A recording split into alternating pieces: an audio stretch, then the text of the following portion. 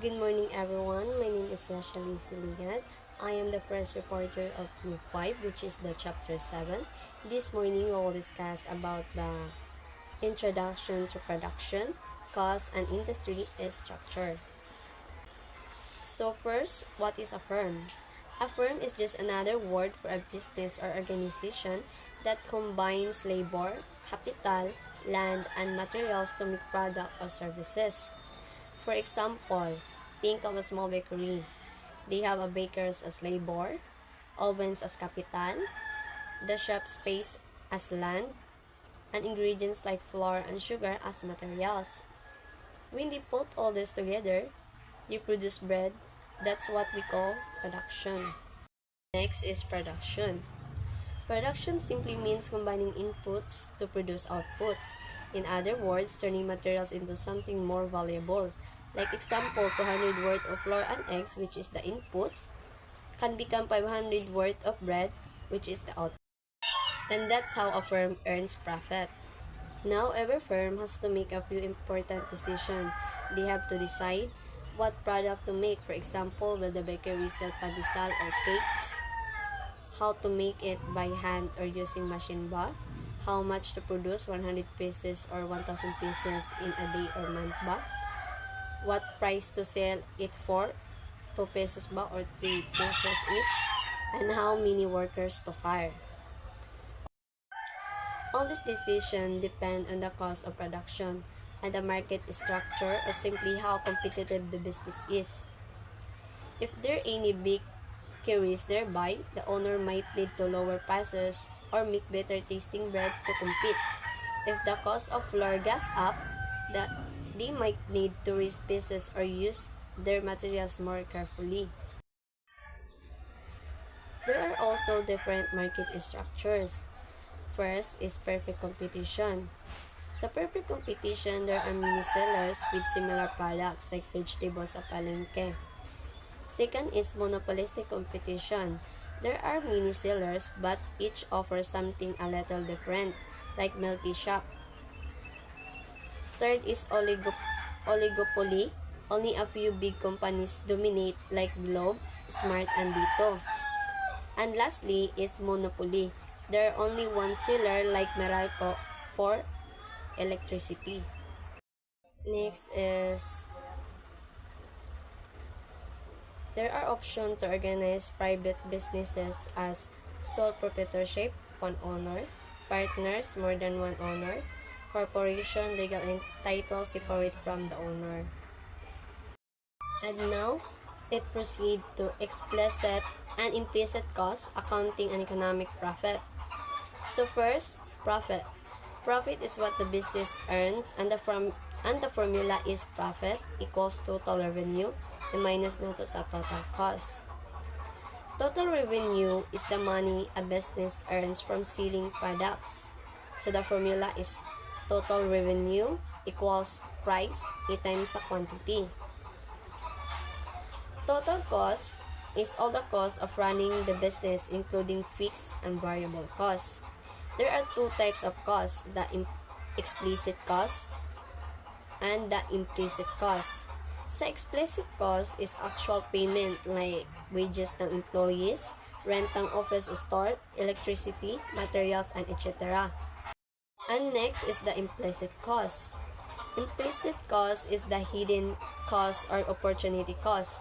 Kani siya is, example is, ikaw mismo ang nagtrabaho sa business pero wa ka nagbayad sa imong kaugalingon. Or kanang gigamit nimo imuhang kaugalingong building para sa imuhang business instead na paupahan nimo. Mao na siya ang opportunity cost. And now, there are two types of profit. The accounting profit and economic profit. Sa accounting profit, mauni siya ang makita sa cash.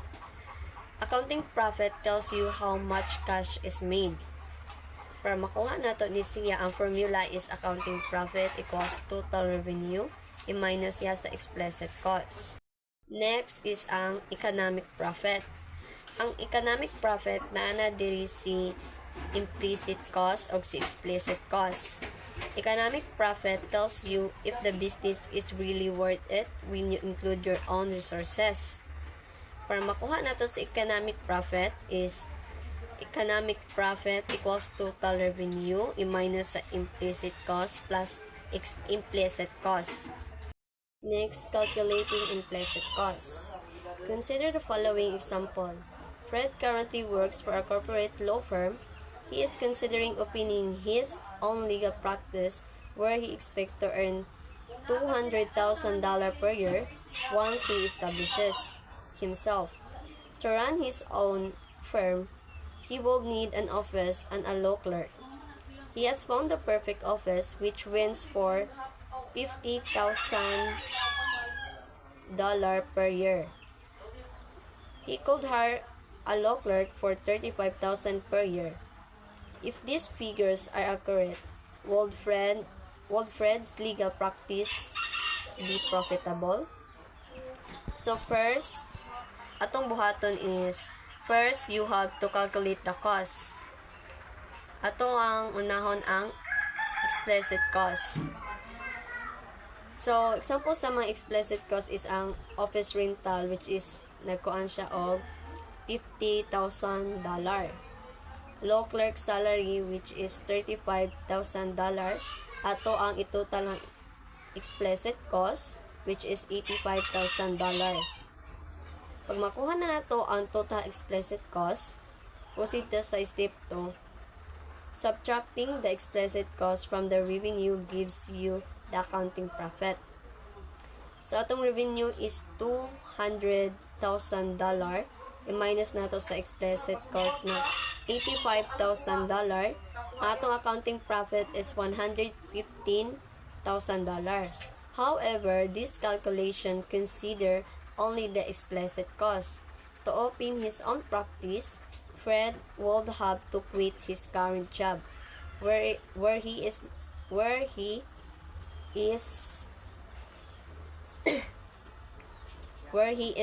earning an annual salary of $125,000. This will be an implicit cost of opening his own firm. So proceed sa step 3. You need to subtract both the explicit and implicit cost to determine the true economic profit. So, ang formula para makuha nato ang economic profit is economic profit equals total revenues i-minus nato sa implicit cost o implicit cost. So, ang total revenue nato is $200,000 i-minus nato sa $85,000 i-minus pa po nato siya sa $125,000. So, Fred would be losing $10,000 per year. That does not mean he would not want to open his own business, but it does mean he will be earning $10,000 less than if he worked to the corporate firm. Implicit costs can include other things as well. Fred values his leisure time, and starting his own firm would require him to put in more hours than the corporate firm. In this case, the lost leisure would also be an implicit cost that would subtract from economic profit. And that's all. Thank you for listening. Everyone, my name is Anibarsa and my topic is production in short run. Production is the process or processes a firm uses to transform inputs.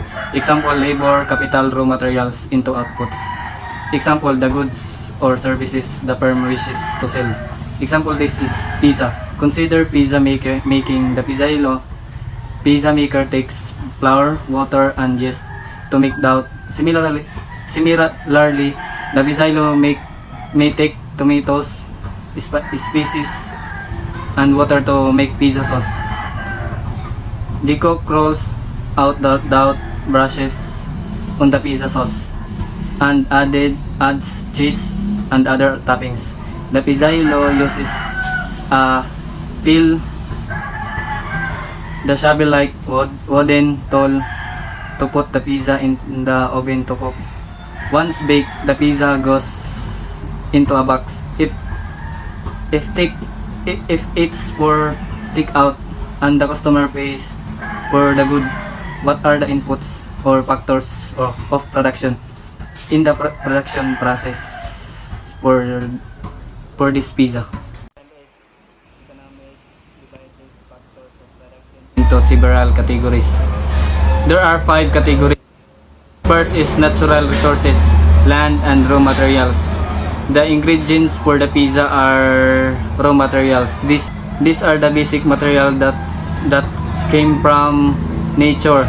Example, flour, tomatoes, herbs, cheese, water, wood for the oven, and gas or electricity for cooking. If the farmer, this would also include the land where crops are grown. In short, these are the things we get from nature to make a product. Category is labor. Labor means human effort, both physical and mental. Labor is this means human effort, both physical and mental. In short, the work people do produce good or services. Is capital. When economists uses the term capital, they do not mean financial capital. Rather, they mean physical capital, the machine, equipment, and buildings that one uses to produce the product. Capital doesn't mean money, it means tool, machine, and buildings used for production. In short, the equipment or tools that help workers produce the pizza. Is technology, refers to the process or processes for producing the product. Technology means the methods or process used to produce a product efficiently. Example, how to mix ingredient, how hot the oven should be, or whether to use gas or wood for cooking.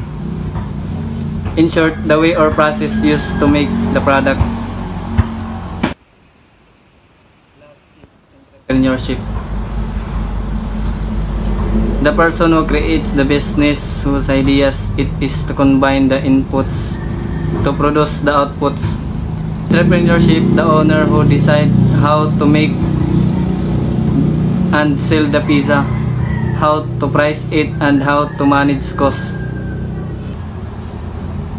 Next is production function, mathematical equation that tells how much output a firm can produce with given amounts of the input. Next, fixed input factors or production can be easily increased or decreased in a short period of time. Next is variable inputs, factors or of production that a firm can easily increase or decrease in a short period of time. Economists often use a shorthand form for the production function. Q equals F. L is where L represent all variables input and K represent all fixed input. Is short and long run production. The short run is the period of time during which at least some factors or production are fixed. Example, during the period of the pizza restaurant lease, the pizza restaurant is operating in the short run because it is limited to using the current building. The owner can choose a large or smaller building. Next, the long run is the period of time during which all factors are variable. Example, once the lease expires for the pizza restaurant, thus the shop owner can move to a larger or small place. There are examples of production in short run. Example, tree cutting for lumber with a 2-person crosscut saw. Since by definition capital is fixed in the short run or production function becomes Q is output, TP is total product, MP is marginal production.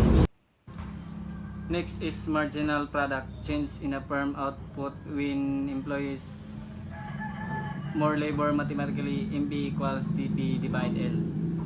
Law of diminishing marginal product, general rule that as firm employs more labor, eventually the amount of additional and output produced declines.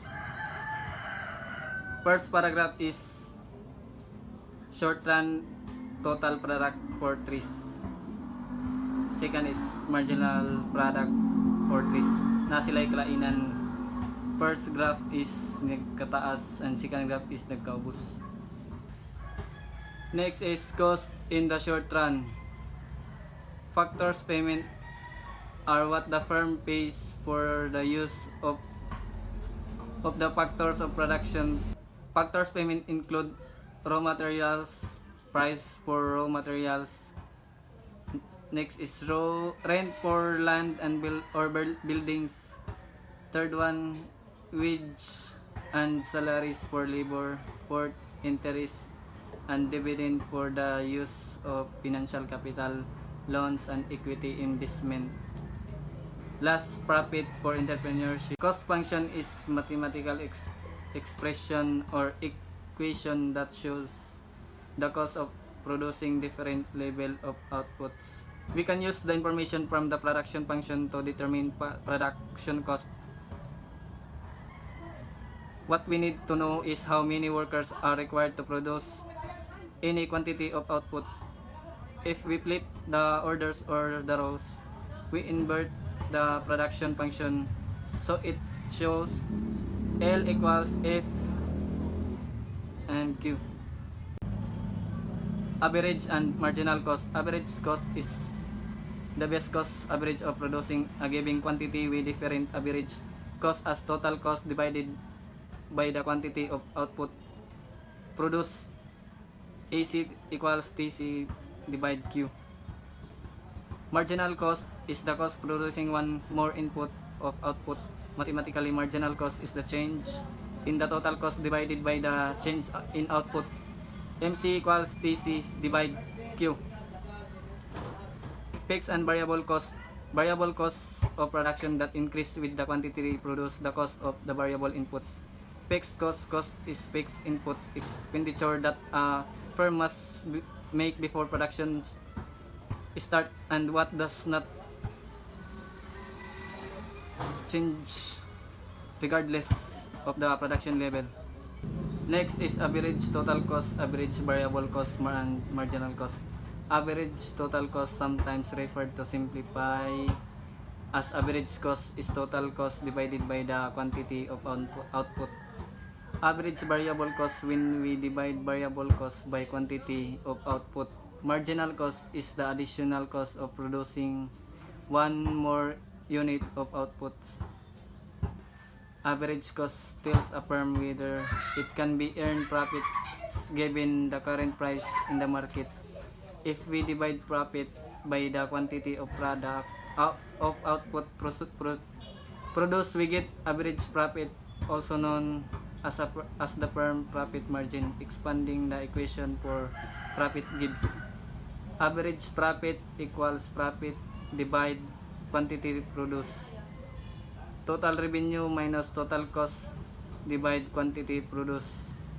Total revenue minus total cost divide quantity produced. Average revenue minus average cost. However, note that average revenue equal price multiply quantity produced divide quantity produced equal price. Thus, average profit equal price minus average cost. The firm profit margin shows that if the market price is above average cost, total profit will be positive, and if below, profits will be negative. Comparing marginal cost and marginal revenue shows if an additional until adds to total profit. Those marginal costs help producers understand how Production change affects profit. A variety of cost patterns. The pattern of cost varies among industries and even among firms in the same industry. Some businesses have high fixed costs but low marginal costs, like an internet company that provides medical advice to customers. For other firms, fixed costs may be relatively low, like firms that rake leaves or shovel snow. Still, other firms may find that diminishing marginal returns sit in sharply when equipment is overworked. Every firm can gain insight into its task of earning profit by dividing its total cost into fixed and variable cost, average variable cost, and marginal cost, making a final decision about profit. Maximizing quantity and price requires combining cost analysis with sales revenue and market structures. Thank you. Good afternoon, ma'am. I'm Frenchie Gamotin Solde. I'm the third reporter about the basic microeconomics. Long run, usa ka panahon nga igo ang gitason aron ang usa ka kumpanya makahimo sa pag-usab sa tanan niya nga mga input. Example is ang long run, ang usa ka kumpanya mahimong mag-usab sa gidaghanon sa labor og capital ug ang gidaghanon sa output usa ka function sa labor og capital. Ang long run kay panahon nga ang kumpanya adunay igong panahon sa pag-usab sa tanan nilang gasto ug pagplano og dakong mga desisyon bahin sa ilang negosyo. Ang mga kumpanya makapili kung giunsa nila paghimo ang ilang produkto o serbisyo pinaagi sa paggamit og paglaing kombinasyon sa mga trabahante og mga makina. Mahimo nilang pilion ang labing epektibo nga pamaagi alang sa ilang negosyo.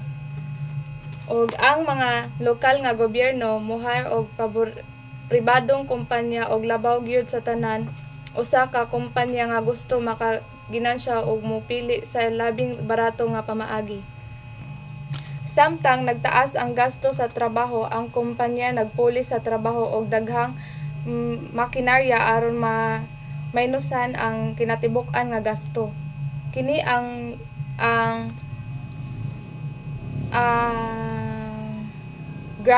graphic nagpakita kung giunsa bitaw pagtaas sa gasto sa trabahante na makaapekto sa kinatibuk-ang gasto sa laing-laing mga produktong teknolohiya. Quantity output, gidaghanon sa product nga imong gihimo. Cost per unit, gasto sa paghimo sa kada usa ka produkto. Kung daghan ang imong gihimo, mas barato ang imong gihimo, mas barato ang paghimo sa kada usa ka produkto. Mas dako ang tubo, mas dako ang gidaghanon sa chemical nga madala og mas barato ang gasto. Gasto sa paghimo og 4-inch pipe kay 100 kung doblehon ang gidak-on ngadto sa 8-inch, ang gasto dili mahimong 200 tungod kay mas daghan ang gidaghanon nga madala sa 8-inch pipe. LRAC nagpakita sa nga gasto nga mahimo sa usa ka kumpanya sa taas nga panahon kung makapili sila sa tanan nilang mga input. SREC gasto nga kinahanglan antuson sa kumpanya sa mubo nga panahon kung dili nila mausab ang tanan nilang mga input. Kini kay magpakita kung giunsa ang gasto sa paghimo sa produkto mausab sa mubo og taas nga panahon ug kung giunsa ang economic og scale makaapekto sa gasto. Kung modako ang imong negosyo, ang gasto sa paghimo sa kada usa ka product mahimong motubo tungod sa mga problem sa pag-manage.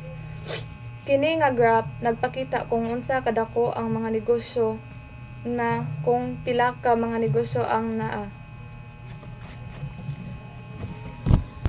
Og sa karon nga nanatay technology makatabang usab sa mga gagmay nga negosyo labi labi na sa ilang negosyo. Ang teknology makatabang usab kini.